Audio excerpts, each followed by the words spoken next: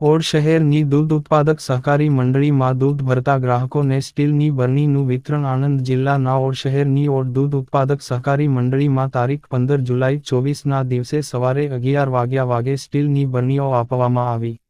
ગુજરાત રાજ્યમાં ખેતીની સાથે પશુપાલનનો પૂરક ઉદ્યોગ તરીકે વિકાસ થયો છે. પૂરક રોજગારી આપવામાં આ ઉદ્યોગનું મહત્વનું પ્રદાન છે.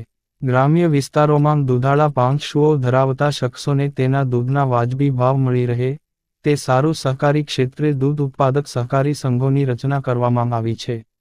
મંડળીના ચેરમેનશ્રી તથા કમિટી સભ્યોના માર્ગદર્શન હેઠળ મંડળીની સરસ પ્રગતિ થઈ રહી છે. સેક્રેટરી જયદીપભાઈ તથા કર્મચારીઓ દ્વારા દૂધ મંડળીને લગતા સૌના કોઈ પ્રશ્નો હોય તેનું નિરાકરણ કરવામાં આવે છે. સ્થાનિક ઓડિટર તરીકે કમલેશભાઈ દિનુભાઈ પટેલની વરણી કરવામાં આવી છે. આ ઓડ દૂધ મંડળી ISO પ્રમાણિત 1959ની સાલમાં સ્થાપના કરવામાં આવી હતી.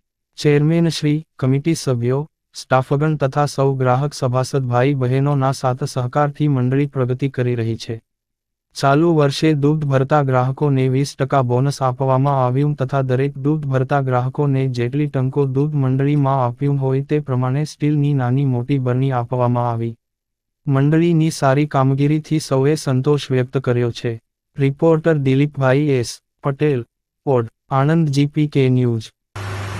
આપણે કેટલું બોનસ વેચ્યું? આપણે ઓડ દૂધ ઉત્પાદક સહકારી મંડળીમાં 20% બોનસ આપ્યું. અને આજે વાસણ જે સેમ્પલ જે લે એમાંથી જે પૈસા હોય એનું અમે વાસણ આપીએ છીએ. આ સાલ કેટલા લીટર દૂધની ખરીદી? 14.5 લાખ લીટરની ખરીદી છે.